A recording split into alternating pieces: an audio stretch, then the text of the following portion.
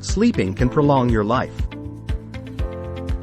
Sleep deprivation has been linked to people having an increase in diabetes, increased risk of Alzheimer's, increased risk of cancer, specifically prostate, bowel and breast cancer, higher rate of obesity and an increase in cardiovascular problems.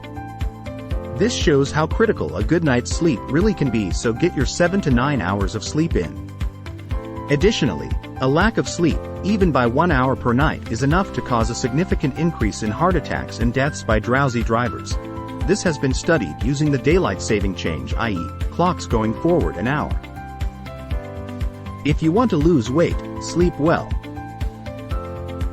Whenever you don't have a good sleep, two hormones which are attributed to hunger and being full have significant changes. Leptin, the hormone for being full, gets lessened, meaning you feel hungrier than you normally would even if you have eaten an adequate amount. Ghrelin, the hormone for being hungry, increases, meaning you are far hungrier than you usually are, which ultimately leads to excessive eating and consequently putting on additional weight. The best way to learn something is to have good sleep. When you learn something, for instance say a piece of music, the sequence learned, or actions implemented, would be learned at a normal speed, which to the brain cells when awake they learn it at the normal speed. However, when you then go to sleep that night, the brain cells continue to learn or repeat the sequence or actions of the piece of music from memory, but at a speed 20 times quicker than when you were awake. Additionally, if you do not have adequate sleep the night before learning something, your ability to learn something new can drop by 40%. Napping can be a powerful tool. Napping for anywhere between 20 and 30 minutes can have amazing effects on your body and mind. On tasks, such as productive ones or work tasks, a nap of this amount can boost productivity by about 34%, and general alertness can also be increased by about 50%, which can contribute to an increase in cognitive ability, being less exhausted and being able to perform at a higher level, whether that be mind-related or physically related. To continue, napping can boost a person's creativity, improve long-term memory, reduce stress, and also it is attributed with improvements in heart health. Want to sleep easier? There are many things you can do to help you get to sleep easier. One is only using your bed to sleep. This signals to the brain that once you enter your bed, it is time to sleep. Another is going to bed and waking up at the same time every day. This keeps a person's circadian rhythm at an optimal level, meaning that once it becomes a certain time, your brain already knows it is going to sleep, i.e., enabling you to sleep easier at that specific time. Another is do not use screens close to when you go to sleep and stay in a dark environment about an hour before bed. This will help boost your melatonin levels, which are attributed with making you sleepy. Don't go to bed too hungry or too full, and lastly make sure your room is at a cool temperature, as your body needs to drop its core temperature by 2 to 3 degrees to get to sleep. Another critical aspect if you struggle to sleep is to not have any caffeine within your diet. Even if you drink a coffee at 12 in the day, you will have caffeine in your system at 12 at night, as caffeine has a half-life of around 6 hours.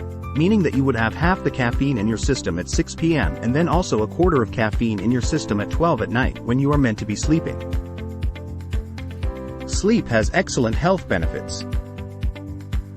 Adequate sleep will boost your immune system, it will boost your testosterone and estrogen levels, it can help lessen anxiety, lower your blood pressure, improve cognitive function, and also it will help enforce and improve your memory. Being sleep deprived can significantly drop exercise performance. Sleep deprivation of even getting 6 hours of sleep per night is enough to reduce your time to physical exhaustion by 30%. This is why sometimes you may feel like you can run at a higher level, then on some days you cannot run at the same level you quite recently could. It may be that you had less sleep the night before. The same correlates to your max sprinting speed, max strength lifts, and any max output of plyometrics will be affected negatively by being sleep deprived. The place where you sleep is essential.